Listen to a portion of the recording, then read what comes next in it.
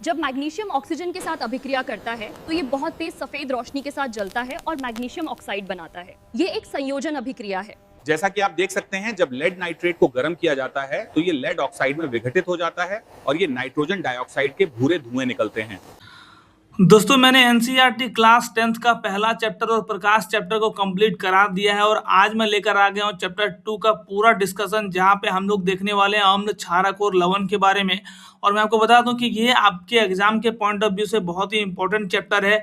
यहाँ से आपको 4-5 मार्क्स के क्वेश्चन देखने को मिलते हैं, तो इसलिए इस वीडियो को आप बिल्कुल भी स्किप ना करें और अंत तक बने रहें। नमस्कार, मेरा नाम है धीरज चौबे, आप देख रहे हैं स्टडी जोन। चलिए वीडियो में आगे बढ़ते हैं। तो सबसे पहले आप यहाँ पे देख सकते हैं कि हम आज इसमें पढ़ने वाले हैं अम्ल, क्षारक एवं लवण के बारे में। और ये तीनों ही कॉन्सेप्ट इतना आसान भाषा में हम समझेंगे कि आप एक एक कॉन्सेप्ट को आराम से प्रिपेयर कर पाओगे। तो चलिए वीडियो में आगे बढ़ते हैं। यहाँ पे आप देख सकते हैं कि इस चैप्टर में हम लोग क्या कुछ पढ़ने वाले हैं। सबसे पहले हम लोग पढ़ेंगे अम्ल और क्षारक की पहचान, उसके बाद पढ़ेंगे इससे जुड़े हुए कुछ रासायनिक अभिक्रियाएं, फिर पढ़ेंगे पीएच स्केल का जादू यानी कि पावर ऑफ हाइड्रोजन का जादू, फिर हम लोग पढ़ेंगे दैनिक जीवन में पीएच स्केल का क्या महत्व है, और हम लोग इसमें पढ़ेंगे लवणों का परिवार। ये सभी चीजें हम लोग आज के इस चैप्टर में पढ़ने वाले हैं। तो चलिए एक एक करके सारे टॉपिक्स को डिस्कस करते हैं। तो सबसे पहले आप देख सकते हैं कि अम्ल और क्षारक में क्या अंतर है, इसको हम लोग जानने का प्रयास करेंगे। तो यहाँ पे आप देख सकते हैं, अगर अम्ल की बात करें तो ये स्वाद में खट्टा होता है, यानी कि अम्ल का स्वाद खट्टा होता है। अगर क्षारक के स्वाद की बात करें तो इसका स्वाद कड़वा होता है। आयन यहाँ पे आपको जलीय विलयन में H+ आयन देखने को मिलते हैं। किसके जलीय विलयन में? अम्ल के जलीय विलयन में। अगर बात करें क्षारक के जलीय विलयन में तो यहाँ पे आप देख सकते हैं कि इसमें आपको OH आयन देखने को मिलते हैं, यानी कि जब आप क्षारक को पानी में घोलोगे तो आपको OH आयन देखने को मिलेगा और यहाँ पे आपको हाइड्रोजन आयन देखने को मिलता है, जिसे हम H+ आयन भी कहते हैं। अगर बात करें स्पर्श के फील के तो यहाँ पे आप देख सकते हैं इसका आपको फील जो है वो पानी जैसा देखने को मिलता है। अगर बात करें इसे जब आप स्पर्श करते हैं तो कैसा अनुभव होता है, तो यहाँ पे आपको साबुन जैसा चिकना सा अनुभव होता है। तो इस तरह से आप ये दोनों अंतर को तैयार कर लेंगे। अगर आपसे ये क्वेश्चन पूछा जाता है कि अम्ल और क्षार में क्या अंतर है, तो आप इसके स्वाद के बारे में बताएंगे, आयनों की प्रकृति के बारे में बताएंगे, स्पर्श के बारे में बताएंगे और लिटमस पत्र के बारे में भी बता सकते हैं, जिसका डिस्कशन हम लोग आगे करेंगे। फिलहाल आप यहाँ पे देख सकते हैं कि कॉन्सेप्ट टैग में कि क्षार किसे कहते हैं। क्षार और क्षारक में आप देख सकते हैं कि वे क्षारक जो जल में घुलनशील होते हैं उसे हम लोग क्या कहते हैं, उन्हें हम क्षार कहते हैं। जैसे कि आप देख पा रहे हैं कि सोडियम हाइड्रोक्साइड ये जल में घुलनशील है और इसे हम क्या कहेंगे, क्षार कहेंगे। तो चलिए अब हम आगे बढ़ते हैं। अब हम बात कर लेते हैं कि सूचक किसे कहते हैं। यहाँ पे आप देख सकते हैं कि ऐसे पदार्थ जो रंग या गंध बदलकर बताते हैं कि विलयन अम्ल है या क्षारक, यानी कि ये क्या करने का काम करते हैं, ये जो कुछ भी हम इसे प्रोवाइड करते हैं इसे बताने का ये काम करता है। इसके रंग या गंध को बदलकर इसे पता करने का प्रयास करता है कि कोई पदार्थ जो हमें प्राप्त है वो अम्ल है या क्षारक है। अब ये जो सूचक होते हैं वो 3 प्रकार के होते हैं, जैसा कि आप देख पा रहे हैं, प्राकृतिक, संश्लेषित और गंधीय।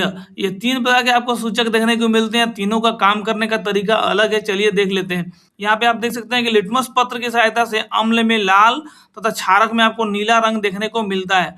अगर बात करें दूसरा, तो यहाँ पे आप देख सकते हैं कि क्षारक के संपर्क में यह लाल भूरा रंग का हो जाता है। वहीं बात करें संश्लेषित की, तो यहाँ पे आप देख सकते हैं मिथाइल ऑरेंज की सहायता से अम्ल और क्षारक की पहचान हम लोग कर सकते हैं। फिनाप्थलीन की सहायता से हम लोग कर सकते हैं। अगर बात करें गंधीय सूचक की, तो यहाँ पे आप देख सकते हैं कि अम्ल क्षारक में गंध बदलती है। दृष्टिबाधित छात्रों के लिए यह उपयोगी है, यानी कि जो छात्र देख नहीं सकते, जो छात्राएं देख नहीं सकती हैं, वो गंध के माध्यम से पता कर सकती हैं कि कौन सा पदार्थ अम्ल है और कौन सा क्षार है। एग्जाम्पल में आप देख सकते हैं कि वनीला, लौंग का तेल, प्याज, इन सबको सूंघ कर भी पता लगाया जा सकता है कि कौन सा पदार्थ क्या है और क्या नहीं। तो आई होप ये बात क्लियर हो गया होगा कि सूचक क्या है। सूचक क्या है? सूचक की सहायता से हम ये पता कर पाते हैं कि कोई पदार्थ अम्ल है या क्षारक। आई होप ये बात क्लियर हो गया होगा। और ये तीनों प्रकार के हम लोग सूचक को भी डिस्कस कर लिए हैं। चलिए आगे बढ़ते हैं। आप चाहें तो इसका नोट्स भी बना सकते हैं वीडियो का स्क्रीनशॉट लेके। यहाँ पे अब हम बात करेंगे धातुओं के साथ अभिक्रिया की। ये बहुत ही इंपॉर्टेंट टॉपिक है। ये one of the most core point है इस पूरे चैप्टर का। इसका सामान्य रूल क्या होता है? जनरल रूल मतलब होता है सामान्य नियम। तो सामान्य नियम इसका क्या है कि अम्ल और धातु जब आपस में अभिक्रिया करते हैं तो लवण और हाइड्रोजन गैस देते हैं। इस बात को आप याद रखेंगे। कि अम्ल और धातु जब आपस में अभिक्रिया करते हैं तो क्या देते हैं, लवण और हाइड्रोजन गैस। चलिए इसे हम लोग एक एग्जाम्पल के माध्यम से समझते हैं। एसिड रिएक्शन मतलब अम्लों का जब रिएक्शन करते हैं तो क्या होता है धातु के साथ। तो यहाँ पे आप देख सकते हैं कि जिंक एक धातु है, जैसा कि आप देख पा रहे हैं कि यहाँ पे मैंने धातु दिखाने का प्रयास किया था। और हाइड्रोजन सल्फेट यानी कि सल्फ्यूरिक अम्ल एक अम्ल है। तो यहाँ पे धातु और अम्ल आपस में अभिक्रिया कर रहा है और हमें क्या दे दिया, जिंक सल्फेट। जिंक सल्फेट एक लवण होता है दोस्तों, तो हमें लवण दे दिया और साथ साथ जैसे कि मैंने कहा था कि हाइड्रोजन गैस देता है, तो ये हाइड्रोजन गैस दे दिया। इस प्रकार हम कह सकते हैं कि जब अम्ल और धातु आपस में अभिक्रिया करते हैं, ये रहा हमारा अम्ल और ये रहा हमारा धातु, आपस में अभिक्रिया करते हैं तो हमें लवण और हाइड्रोजन गैस प्रदान करते हैं। अगर बात करें क्षार के रिएक्शन की, तो यहाँ पे आप देख सकते हैं कि सोडियम हाइड्रोक्साइड एक क्षार है और जब ये धातु जैसे कि जिंक से अभिक्रिया करता है तो हमें क्या देता है, तो ये हमें सोडियम जिंकेट दे देता है। सोडियम जिंकेट के साथ साथ हमें क्या देता है, हाइड्रोजन गैस देता है। और ये जो तीर का चिन्ह ऊपर की तरफ बता रहा है, यानी कि ये ऊपर की तरफ विमुक्त होता है, ये हवा से हल्की है इसलिए ये ऊपर की तरफ जाती हुई नजर आ रही है। और यहाँ पे आप देख सकते हैं कि ये वेरी इंपॉर्टेंट को भी बता रहा है, यानी कि ये जो रिएक्शन है आपके लिए काफी इंपॉर्टेंट है। हालांकि ये दोनों ही जो रिएक्शन है वो आपके लिए बहुत ही इंपॉर्टेंट रोल प्ले करने वाली एग्जाम में। इसमें आपको शॉर्ट रेंज क्वेश्चंस या फिर ऑब्जेक्टिव क्वेश्चंस भी देखने को मिल सकते हैं।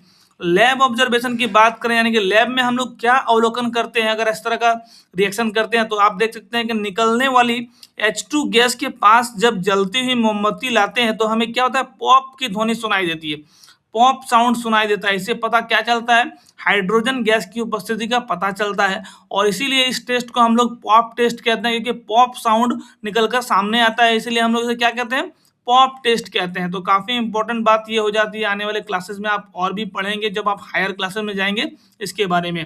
तो आई होप ये बात क्लियर हो गया होगा कि अम्ल और धातु आपस में अभिक्रिया करते हैं तो क्या बनता है। सामान्यतः आपको लवण और हाइड्रोजन गैस बनता हुआ नजर आता है। तो आई होप ये बात क्लियर हो गया होगा। चलिए अब आगे बढ़ते हैं।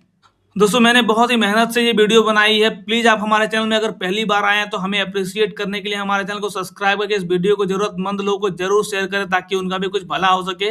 आपके एक सब्सक्रिप्शन से हमें बहुत ज़्यादा मोटिवेशन मिलता है और लाइफ में ग्रो करने में भी हेल्प मिलती है, और आपके लिए इस तरह के और कंटेंट बनाने के लिए मोटिवेशन मिलता है। तो प्लीज़ वीडियो को शेयर करते हुए चैनल को सब्सक्राइब कीजिएगा। चलिए वीडियो में आगे बढ़ते हैं।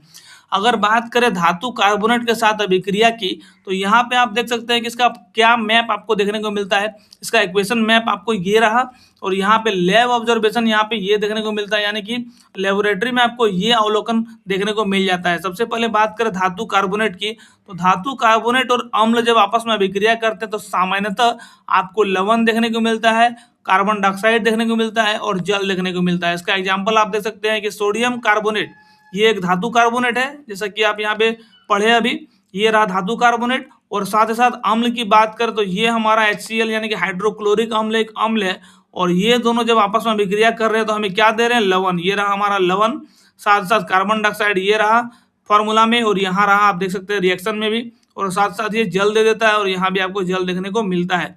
इस प्रकार हम कह सकते हैं कि जब धातु कार्बोनेट और अम्ल अभिक्रिया करते हैं तो सामान्यतः आपको लवण, कार्बन डाइऑक्साइड और जल देखने को मिलता है। तो आई होप ये पॉइंट क्लियर हो गया होगा। यहाँ पे आप देख सकते हैं कि यह गैस चूने के पानी को दूधिया कर देती है, यानी कि चूने के पानी में से जब कार्बन डाइऑक्साइड गैस पार कराया जाता है तो आप देख सकते हैं कि ये चूने के पानी को दूधिया रंग का कर देती है। अगर बात करें इसके रिएक्शन के, तो यहाँ पे आप देख सकते हैं कि कैल्शियम हाइड्रोक्साइड जब कार्बन डाइऑक्साइड के साथ रिएक्शन करता है तो यहाँ पे आपको सफेद अवक्षेप देखने को मिलता है कैल्शियम कार्बोनेट का, जिसका फॉर्मूला आप देख सकते हैं कि CaCO3, इसे हम लोग कैल्शियम कार्बोनेट कहते हैं, और साथ ही साथ आपको जल प्राप्त हो जाता है। ये रहा कैल्शियम हाइड्रोक्साइड का फॉर्मूला, जिसे हम लोग बुझा हुआ चूना कहते हैं। और यहाँ पे अगर बात करें संगमरमर के फॉर्मूला की, तो इसे हम लोग संगमरमर भी कहते हैं। संगमरमर का भी फॉर्मूला यही होता है। चलिए वीडियो में आगे बढ़ते हैं। ये काफी इंपॉर्टेंट टॉपिक है, उदासीनीकरण अभिक्रिया। कई बार आपको एग्जाम में देखने को मिलता है, चाहे वो शॉर्ट रेंज हो, लॉन्ग रेंज हो, या फिर आपको ऑब्जेक्टिव फॉर्म में हो। ये हर तरह से आपको इसमें से क्वेश्चंस देखने को मिल सकते हैं। आप पिछले साल के क्वेश्चंस को उठाकर देख सकते हैं कि यहाँ से कई सारे क्वेश्चंस पूछे गए हैं। अगर बात करें इसके डेफिनेशन की, यानी कि परिभाषा की, तो यहाँ पे आप देख सकते हैं कि जब अम्ल और क्षारक आपस में अभिक्रिया करके लवण और जल बनाते हैं, दोनों एक दूसरे का प्रभाव खत्म कर देते हैं, और इसी अभिक्रिया को हम लोग उदासीनीकरण अभिक्रिया कहते हैं, क्योंकि एक दूसरे के प्रभाव को खत्म करने पर ये उदासीन हो जाते हैं। क्या हो जाते हैं? उदासीन हो जाते हैं। मान लीजिए 1 लोटा गर्म पानी है और उसमें 1 लोटा ठंडा पानी डाल देंगे तो वो जो पानी है वो नॉर्मल हो जाएगा। तो इसे हम क्या कह सकते हैं कि उदासीन हो गया, वो ना तो गर्म रहा ना तो ठंडा रहा। वही काम यहाँ पे भी हो रहा है कि जब अम्ल और क्षारक आपस में अभिक्रिया करते हैं तो हमें क्या मिल जाता है, लवण मिलता है और जल मिलता है, और ये हमें उदासीन देखने को मिलते हैं, इसीलिए इसे उदासीनीकरण अभिक्रिया कहते हैं। जनरल रूल यानी कि सामान्य नियम क्या है, आप देख सकते हैं कि अम्ल और क्षारक आपस में अभिक्रिया करके लवण और जल प्रदान करते हैं, इसीलिए इसे उदासीन अभिक्रिया कहते हैं। सोडियम हाइड्रोक्साइड अपने आप में क्षार है, हाइड्रोक्लोरिक अम्ल एक अम्ल है, और इन दोनों की अभिक्रिया से हमें नमक प्राप्त होता है जो उदासीन होता है, और साथ साथ जल भी हमारा क्या है, उदासीन है। इसलिए हम कह सकते हैं कि ये जो रिएक्शन है, ये जो अभिक्रिया है, एक उदासीनीकरण अभिक्रिया है, क्योंकि इसमें अम्ल और क्षारक आपस में अभिक्रिया कर रहे हैं और लवण तथा जल हमें प्रदान कर रहे हैं।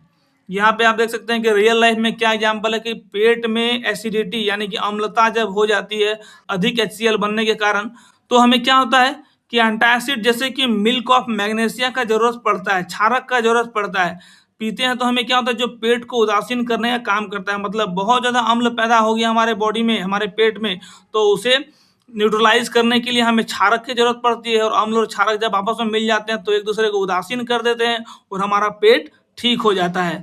तो आई होप ये पॉइंट भी क्लियर हो गया होगा कि किस तरह से हम लोग दैनिक जीवन में इसका प्रयोग करते हैं। चलिए अब हम वीडियो में आगे बढ़ते हैं।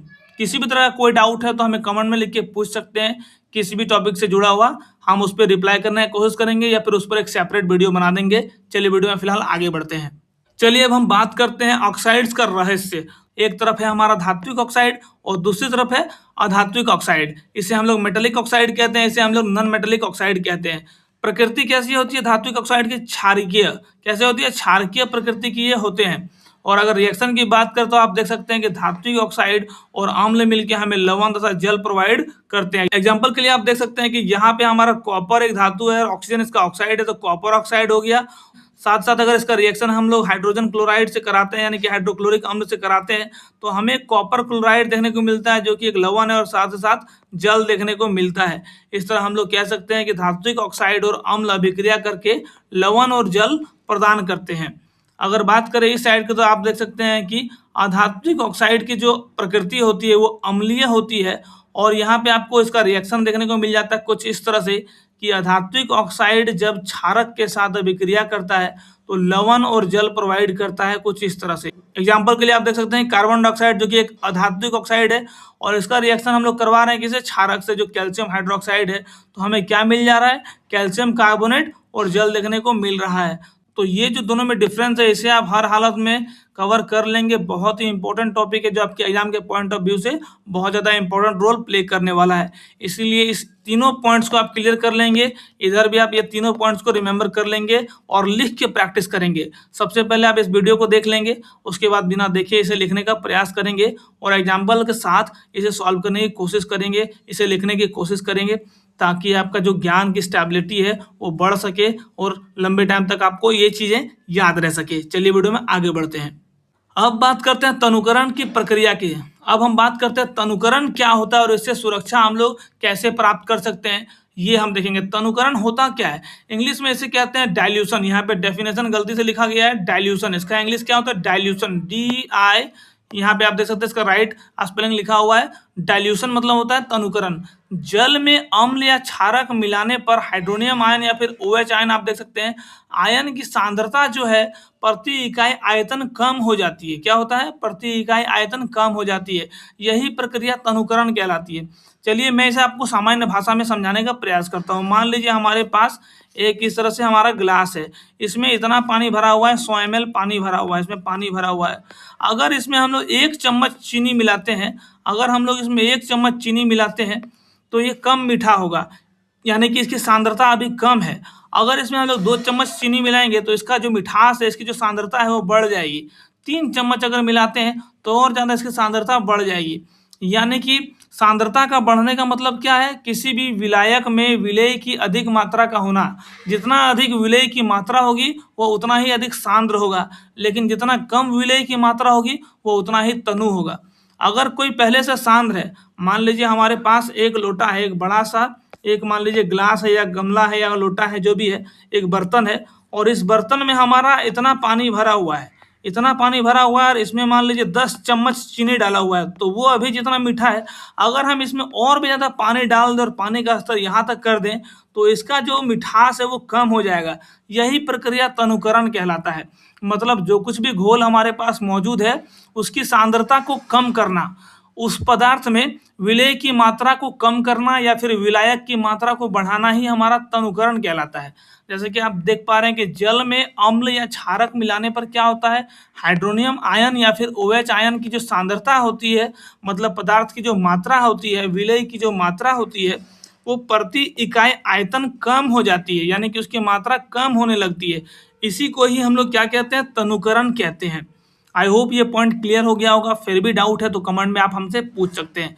अब यहाँ पे आप देख सकते हैं कि तनुकरण का सही और गलत तरीका क्या है। सबसे पहले गलत तरीका की बात करें तो आप देख सकते हैं कि अम्ल में जल मिलाना। यहाँ पे आप देख सकते हैं कि इस गिलास में पूरा अम्ल पहले से भरा हुआ है और अगर हम इसमें इस तरह से पानी डालते हैं तो ये गलत तरीका है। यहाँ पे ये बर्तन फट सकता है या फिर आसपास आग लग सकती है और बहुत अधिक उष्मा उत्पन्न हो सकती है, जिससे हम जल भी सकते हैं। इसीलिए ये जो तरीका है कि अम्ल में जल मिलाने का, ये गलत तरीका है। यहाँ पे आप देख सकते हैं कि अत्यधिक उष्मा उत्पन्न होती है और बर्तन टूट सकते हैं, लोग जल सकते हैं। इसीलिए ये तरीका गलत है तनुकरण करने का, यानी कि सांद्रता घटाने का। लेकिन अगर बात करें सही तरीका की, तो यहाँ पे आप देख सकते हैं कि जल में अम्ल मिलाना, यानी कि हमारे पास इस तरह से एक बड़ा सा बर्तन में काफी सारा पानी है, उसमें अगर हम लोग एक एक बूंद करके अगर हम लोग अम्ल मिलाते हैं, तो ये जो तरीका है तनुकरण करने का, ये सबसे अच्छा तरीका है। हमेशा जल में अम्ल को बूंद बूंद करके और लगातार हिलाते हुए मिलाना चाहिए। इससे तनुकरण आसान होता है और कोई दुर्घटना घटने की संभावना भी कम होती है या फिर नहीं के बराबर होती है। तो ये रहा हमारा सही तरीका। हमारा अगला टॉपिक है पीएच स्केल। अगर बात करें पीएच स्केल की, तो पीएच का फुल फॉर्म होता है पावर ऑफ हाइड्रोजन। डेफिनेशन की बात करें तो विलियन में H+ आयन की सांद्रता ज्ञात करने का जो स्केल होता है, उसे ही हम पीएच स्केल कहते हैं। यानी कि किसी भी विलियन में H+ आयन की मात्रा कितनी है, इसे ज्ञात करने के लिए हम लोग पीएच स्केल का इस्तेमाल करते हैं। इसका जो रेंज होता है, इसका जो परिसर होता है, आप देख सकते हैं 0 से लेकर 14 तक होता है। यहाँ पे आपको बीच में 7 देखने को मिल जाता है। तो जिस किसी भी पदार्थ का पीएच मान 7 होगा, तो वो एक उदासीन पदार्थ होता है और उसका पीएच मान कितना होता है, 7। उदाहरण के लिए जल का पीएच मान कितना होता है, 7 होता है। तो ना ये पीने में खट्टा लगता है, ना ये स्वाद में मीठा होता है, ना ये स्वाद में कड़वा होता है, क्योंकि पानी एक टेस्टलेस, कलरलेस और ऑर्डरलेस लिक्विड है। इसलिए इसका पीएच मान कितना होता है, 7 होता है। यहाँ पे आप देख सकते हैं कि जिसका पीएच मान 7 से कम हो, उसकी प्रकृति कैसी होगी, अम्लीय होगी, यानी कि वो स्वाद में खट्टा होगा। जिसका पीएच मान 7 होगा, वो प्रकृति में उदासीन होगा, यानी कि वो ना तो खट्टा होगा, ना ही वो कड़वा होगा। अगर बात करें पीएच मान 7 से अधिक की, तो इसकी प्रकृति जो है वो क्षारकीय होगी, जैसा कि आप यहाँ पे देख पा रहे हैं। गोल्डन रूल, किसी भी पदार्थ में H+ आयन जितने अधिक होंगे, पीएच का मान उतना ही कम होगा। उसमें पीएच का मान क्या होगा, उतना ही कम होगा। आई होप ये सारे पॉइंट्स आपके क्लियर हो गए होंगे। तो चलिए अब हम आगे बढ़ते हैं।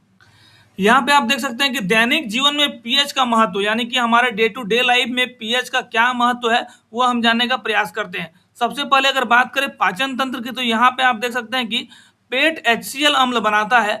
अपच होने पर एंटासिड, जिसका पीएच मान 7 से अधिक होता है, उसका उपयोग हम लोग करते हैं। मान लीजिए कुछ ऐसा हम लोग खा लेते हैं जिसकी वजह से हमारे पेट में अधिक से अधिक अम्ल प्रोड्यूस होता है, जिसके कारण हमें कई तरह की प्रॉब्लम्स आती है। तो इसे दूर करने के लिए हम कुछ ऐसी दवाइयों का सेवन करते हैं जिसका पीएच मान 7 से अधिक होता है, जैसे कि मिल्क ऑफ मैग्नीशिया। इसका इस्तेमाल करने से हमारा क्या होता है, इसका पीएच मान 7 से अधिक होता है और हमारे पेट में अधिक अम्ल उत्पन्न हुआ है, तो दोनों एक दूसरे को कैंसिल आउट कर देते हैं और हमारा जो पेट का कंडीशन है वो अच्छा हो जाता है। तो हम देख सकते हैं कि दैनिक जीवन में भी हमारा पीएच का काफी इंपॉर्टेंस है। अगला हम देख लेते हैं दंत क्षय, जिसे हम लोग डेंटिसिटी भी कहते हैं। मुंह का पीएच मान अगर 5.5 से कम हो जाता है, तो हमारा जो दांत का बाहरी लेयर है, जिसे हम लोग इनेमल कहते हैं, वो डिके होना शुरू हो जाता है, उसका क्षय होना शुरू हो जाता है। इसी चीज को हम लोग दंत क्षय कहते हैं और इंग्लिश में डेंटिसिटी कहते हैं। यहाँ पे आप देख सकते हैं कि मुंह का पीएच मान 5.5 से कम होने पर दांत का जो इनेमल है वो खराब होने लगता है और इसे ही हम लोग क्या कहते हैं, दंत क्षय कहते हैं। तो हम लोग इसे कैसे बच सकते हैं, क्षारकीय टूथपेस्ट का अगर इस्तेमाल करते हैं तो इससे हम लोग बच सकते हैं। और दांत के एक्सटर्नल लेयर में हमारा इनेमल होता है, उसी की वजह से दांत को सुरक्षा मिलती है। कई तरह के पदार्थ हम खाते हैं, कभी ठंडा खा लेते हैं, कभी गर्म खा लेते हैं, कभी कड़वा चीज़ खा लेते हैं, तो इन सब से हमें इनेमल ही बचाने का काम करता है। इसलिए दांत के इनेमल को प्रोटेक्ट करने के लिए हमें इस तरह के उपाय करने चाहिए, क्षारकीय टूथपेस्ट का इस्तेमाल करना चाहिए अगर हमें दंतक्षय जैसी समस्या देखने को मिलती है तो। चलिए अगला पॉइंट देखते हैं। मिट्टी, अच्छी फसल के लिए मिट्टी का पीएच संतुलित होना चाहिए। अम्लीय मिट्टी में किसान चूना मिलाते हैं और चूना का जो पीएच मान होता है वो 7 से अधिक होता है, वो क्षारकीय प्रकृति का होता है। तो मिट्टी के पीएच मान को बैलेंस करने के लिए जब मिट्टी की प्रकृति अम्लीय होने लग जाती है तो उसमें चूना मिलाया जाता है ताकि इसकी प्रकृति को मेंटेन किया जा सके और अधिक से अधिक फसलों का उत्पादन किया जा सके। अगला पॉइंट आप देख सकते हैं, काफी इंपॉर्टेंट है, कई बार यह क्वेश्चन पूछा जा चुका है कि अम्लीय वर्षा क्या होता है। तो आंसर आप देख सकते हैं कि वर्षा जल का पीएच मान जब 5.6 से कम होने पर जलीय जीवों को खतरा होता है। तो इस स्थिति को हम क्या कहते हैं? अम्लीय वर्षा कहते हैं। जब आपसे पूछा जाए कि अम्लीय वर्षा, जिसे हम लोग इंग्लिश में एसिड रेन कहते हैं, क्या होता है अम्लीय वर्षा, तो आंसर में आप लिखेंगे कि जब वर्षा के जल का पीएच मान 5.6 या उससे कम हो जाता है तो इस स्थिति को हम लोग कहते हैं अम्लीय वर्षा। तो आई होप ये पॉइंट क्लियर हो गया होगा, कई बार ये क्वेश्चन पूछा जा चुका है, प्रीवियस ईयर के क्वेश्चंस को आप उठाकर देख सकते हैं। चलिए वीडियो में आगे बढ़ते हैं। किसी भी तरह का डाउट है तो आप हमें कमेंट में लिख के पूछ सकते हैं, मैं उसको वहां पर रिप्लाई दे दूंगा या फिर एक सेपरेट वीडियो बना दूंगा। अगला टॉपिक है प्रकृति द्वारा उदासीनीकरण। यहाँ पे हम देखेंगे कि मधुमक्खी का डंक। सबसे पहले मैं आपको बता दूं कि उदासीनीकरण अभिक्रिया क्या है। तो हम सभी जानते हैं कि जब अम्ल और क्षार आपस में अभिक्रिया करते हैं तो लवण और जल प्रदान करते हैं। इसी प्रक्रिया को क्या कहते हैं? उदासीनीकरण अभिक्रिया। तो हमारे दैनिक जीवन में इसका क्या एग्जाम्पल देखने को मिलता है? मधुमक्खी का डंक, इसमें क्या होता है? मेथेनोइक अम्ल होता है। जब हमें मधुमक्खी काटती है तो हमारे बॉडी में ये मेथेनोइक अम्ल की कुछ मात्रा छोड़ देती है जिससे काफी ज्यादा जलन महसूस होता है। और इससे बचने के लिए हम लोग क्या करते हैं? इससे बचने के लिए हम लोग डंक जहाँ पे मारा गया वहां पे बेकिंग सोडा यानी कि दुर्बल क्षारक को रगड़ते हैं तो हमें आराम मिलता है, क्योंकि मेथेनोइक अम्ल की जो प्रकृति होती है वो अम्लीय होती है। और जब हम इसमें दुर्बल क्षार मिलाते हैं तो ऐसी स्थिति में एक दूसरे के प्रभाव को ये कैंसिल कर देता है और हमें आराम मिलता है। दूसरा एग्जाम्पल आप देख सकते हैं कि नेटल का पौधा, इसके चुभने वाले बालों में भी मेथेनोइक अम्ल होता है। और इससे हम लोग कैसे बच सकते हैं? यहाँ पे आप देख सकते हैं कि जंगल में नेटल के पास ही डॉग का पौधा उगता है और इसकी जो प्रकृति होती है वो क्षारीय होती है और इसे रगड़ने से दर्द खत्म हो जाता है या फिर दर्द से आराम मिलता है। तो अम्ल और क्षार आपस में रिएक्शन करके क्या करते हैं? दोनों के प्रभाव को निष्क्रिय कर देते हैं और ऐसी स्थिति में हमें क्या देखने को मिलता है? हमारे शरीर को आराम मिलता है, इसके प्रभाव से छुटकारा मिलता है। तो जब कभी भी आपको अगर कभी मधुमक्खी काटे तो आप वहां पे दुर्बल क्षारक इस्तेमाल कर सकते हैं, जैसे कि बेकिंग सोडा, जिसका डिस्कशन हम लोग आगे करेंगे। तो इसकी सहायता से तो आपको इसके डंक से राहत मिल सकता है जब भी आपके बॉडी में कोई पेन हो। तो चलिए अब आगे बढ़ते हैं। अब हम देख लेते हैं लवणों का परिवार, family of salts and their pH. लवण किसे कहते हैं? अम्ल और क्षारक की उदासीनीकरण अभिक्रिया का परिणाम है। हमने पिछले वीडियो में डिस्कस किया था कि उदासीनीकरण अभिक्रिया क्या होती है। तो हमने जाना था कि अम्ल और क्षार आपस में अभिक्रिया करके लवण और जल बनाते हैं और इसी को हम लोग क्या कहते हैं? उदासीनीकरण अभिक्रिया कहते हैं, जिसे इंग्लिश में न्यूट्रलाइजेशन रिएक्शन भी कहते हैं। तो लवणों की प्रकृति कैसी होती है, चलिए जानने का प्रयास करते हैं। यहाँ पे आप देख सकते हैं कि प्रबल अम्ल और प्रबल क्षारक आपस में मिलकर क्या बना रहे हैं? उदासीन लवण बना रहे हैं, जिसका पीएच मान लगभग 7 है और इसका एग्जाम्पल हम देख सकते हैं कि सोडियम क्लोराइड है। दूसरा आप देख सकते हैं कि अगर प्रबल अम्ल मिलाते हैं और दुर्बल क्षारक मिलाते हैं तो हमें क्या प्राप्त होता है? अम्लीय लवण प्राप्त होता है, जिसका पीएच मान जो है वो 7 से कम होता है। जिसका एग्जाम्पल आप देख सकते हैं अमोनियम क्लोराइड, NH4Cl को हम लोग क्या कहते हैं? Ammonium chloride. और इसका यहाँ पे आप डायग्राम भी देख सकते हैं कि किसका पलड़ा भारी है। अगला आप देख सकते हैं कि दुर्बल अम्ल और प्रबल क्षारक अगर आपस में मिलाते हैं तो हमें क्षारकीय लवण प्राप्त होता है, जिसका पीएच मान जो है वो 7 से अधिक होता है और इसका एग्जाम्पल है सोडियम कार्बोनेट।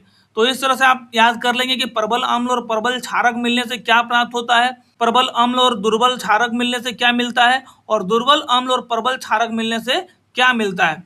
इंग्लिश में बात करें तो प्रबल अम्ल को हम लोग बोलेंगे strong acid strong base, strong acid weak base, weak acid strong base. इस तरह से हम तीनों के कॉन्सेप्ट को क्लियर कर लेंगे। आई होप ये तीनों पॉइंट्स आपके क्लियर हो गए होंगे। अब ये जो क्वेश्चन आया है दोस्तों कि क्लोर क्षार प्रक्रिया क्या है, ये बहुत ही इंपॉर्टेंट क्वेश्चन है, कई बार एग्जाम में पूछा जा चुका है, इस बार भी पूछा जा सकता है, इसलिए आप इसे अच्छे से प्रिपेयर कर लेंगे। अगर इसके परिभाषा की बात करें तो यहाँ पे आप देख सकते हैं कि सोडियम क्लोराइड यानी कि NaCl के जलीय विलयन से विद्युत प्रवाहित करने पर NaOH यानी कि सोडियम हाइड्रोक्साइड जो कि एक क्षार है और क्लोरीन बनते हैं। तो इसी प्रक्रिया को क्या बोलते हैं? क्लोर क्षार प्रक्रिया कहते हैं। एग्जाम्पल के लिए यहाँ पे आप देख सकते हैं कि सोडियम क्लोराइड और जल आपस में रिएक्शन करके क्या बना रहे हैं? सोडियम हाइड्रोक्साइड और क्लोरीन, और साथ ही साथ हाइड्रोजन गैस भी विमुक्त हो रहा है। तो इसमें मेन फोकस है क्षार और क्लोरीन पर, इसीलिए इसे क्लोर क्षार प्रक्रिया कहते हैं, जिसमें क्लोरीन और क्षार दोनों उत्पन्न होते हैं, दोनों प्राप्त होते हैं, इसीलिए इसे क्लोर क्षार प्रक्रिया कहते हैं। यहाँ पे आप देख सकते हैं कि सोडियम क्लोराइड जो कि एक लवण है और यहाँ पे जल आपस में अभिक्रिया करके क्लोरीन अलग से दे देते हैं और साथ ही साथ एक क्षार भी प्रोवाइड करते हैं, यानी कि प्रदान करते हैं, जिसे हम लोग सोडियम हाइड्रोक्साइड यहाँ पे कह रहे हैं। और इसी प्रक्रिया को क्या कहते हैं? क्लोर क्षार प्रक्रिया। एक बार वापस से इसके डेफिनेशन को देखेंगे कि सोडियम क्लोराइड के जलीय विलयन से विद्युत प्रवाहित करने पर सोडियम हाइड्रोक्साइड यानी कि क्षार और क्लोरीन प्राप्त होता है। इसी प्रक्रिया को, इसी परिघटना को, इसी रिएक्शन को हम लोग क्या कहते हैं?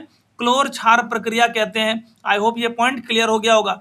इस इक्वेशन को आप याद कर लेंगे हर हालत में।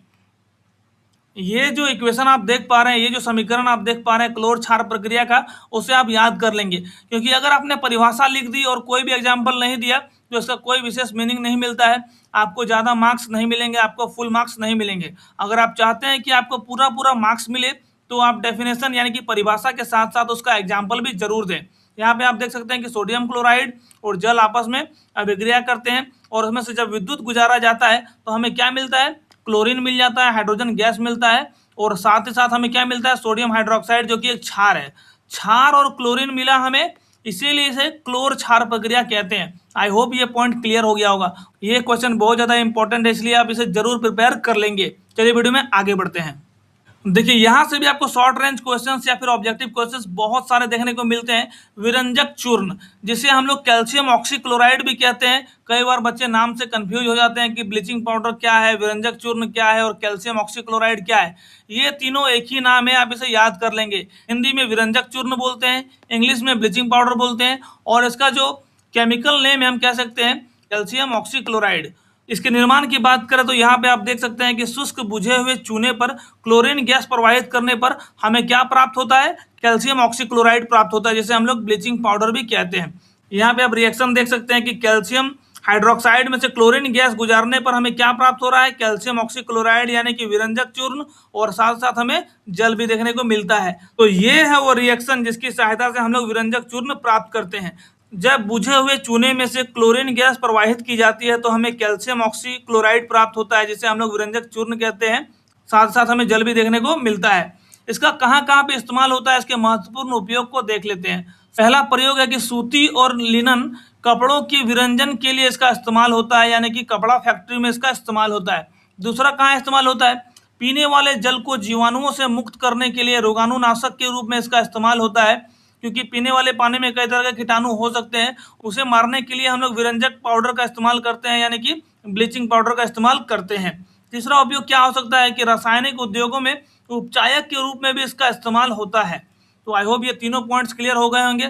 कई बार एग्जाम में ये भी पूछा जाता है कि ब्लीचिंग पाउडर का उपयोग लिखें, और आपको ये 2 मार्क्स के क्वेश्चन देखने को मिल सकते हैं। कभी कभी आपसे ये पूछ लिया जाएगा कि किस तरह से विरंजक चूर्ण का निर्माण होता है, तो आप ये चीज लिखेंगे और साथ साथ इस रिएक्शन को दर्शाएंगे, तो यहाँ भी आपको 2 से 3 मार्क्स के क्वेश्चन देखने को मिल सकते हैं। तो आई होप ये पॉइंट भी क्लियर हो गया होगा। चलिए आगे बढ़ते हैं।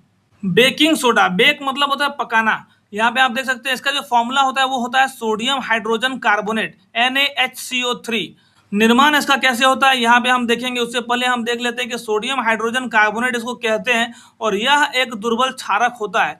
यहाँ पे आप देख सकते हैं कि जब सोडियम क्लोराइड, जल, कार्बन डाइऑक्साइड और अमोनिया आपस में रिएक्शन करते हैं तो हमें सोडियम हाइड्रोजन कार्बोनेट यानी कि बेकिंग सोडा प्राप्त होता है और साथ ही साथ हमें अमोनियम क्लोराइड भी देखने को मिलता है। ये रहा इसका पूरा रिएक्शन। क्योंकि यहाँ पे आधा ही रिएक्शन आ पाया था, इसलिए मैंने पूरा रिएक्शन यहाँ पे लिख दिया है। जैसे कि आप देख पा रहे हैं कि जब सोडियम क्लोराइड, जल, कार्बन डाइऑक्साइड और अमोनिया आपस में रिएक्शन करते हैं तो हमें क्या देते हैं? सोडियम हाइड्रोजन कार्बोनेट यानी कि बेकिंग सोडा हमें दे देते हैं और साथ ही साथ अमोनियम क्लोराइड भी देखने को मिलता है।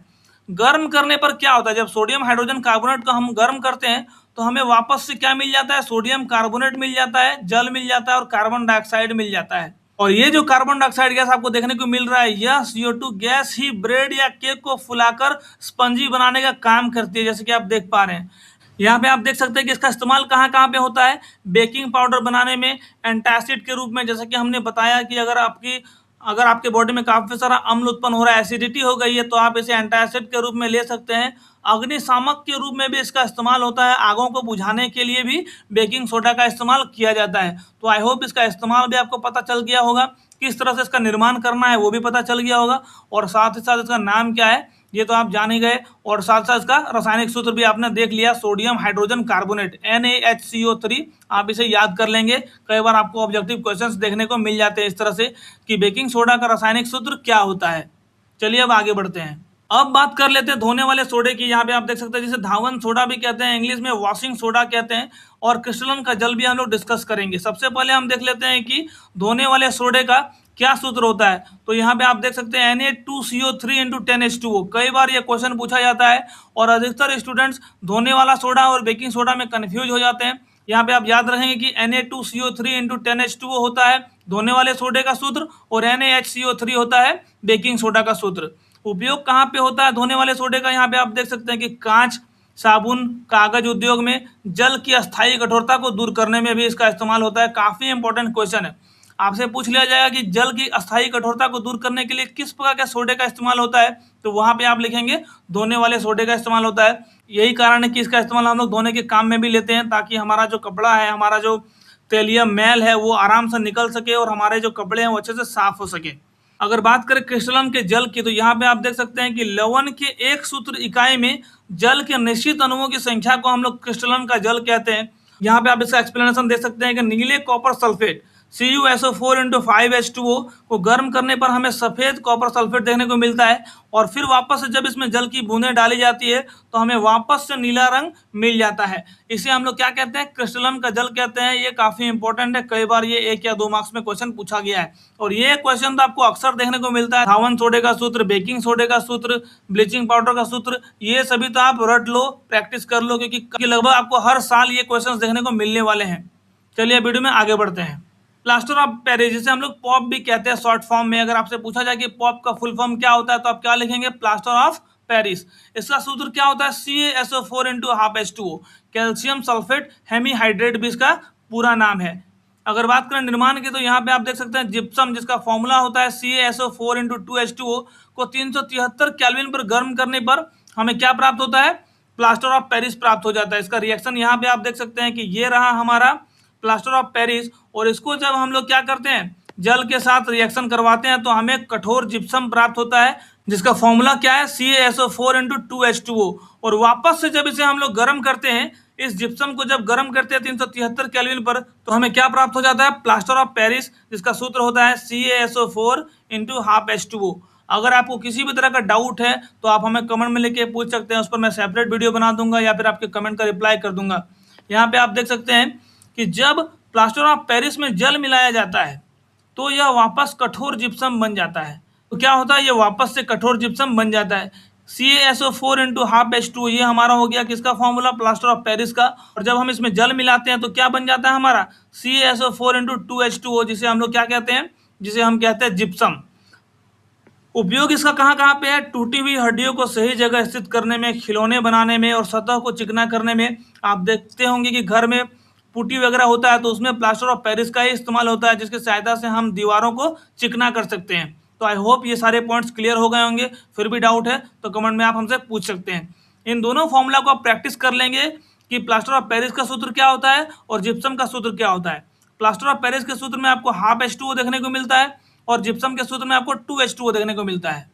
चलिए हमने 2 वीडियोज में जो कुछ भी पढ़ा उसका निचोड़ यहाँ पे देख लेते हैं, उसका समरी देख लेते हैं कि अम्ल के बारे में हमने क्या सीखा, कि ये H+ आयन प्रोवाइड करते हैं, स्वाद में खट्टे होते हैं, नीले लिटमस पत्र को लाल कर देते हैं, और साथ ही साथ यहाँ पे आपने क्षार के बारे में क्या देखा कि ये OH आयन प्रोड्यूस करते हैं और ये स्वाद में कड़वे होते हैं, और ये लाल लिटमस पत्र को नीला कर देते हैं। अगर आपसे पूछा जाए कि अम्ल और क्षार में क्या अंतर है तो आप यहाँ से इन दोनों पॉइंट्स को उठाकर लिख सकते हैं। साथ ही साथ हमने pH के बारे में जाना, न्यूट्रलाइजेशन के बारे में जाना, यानी कि उदासीनीकरण के बारे में जाना।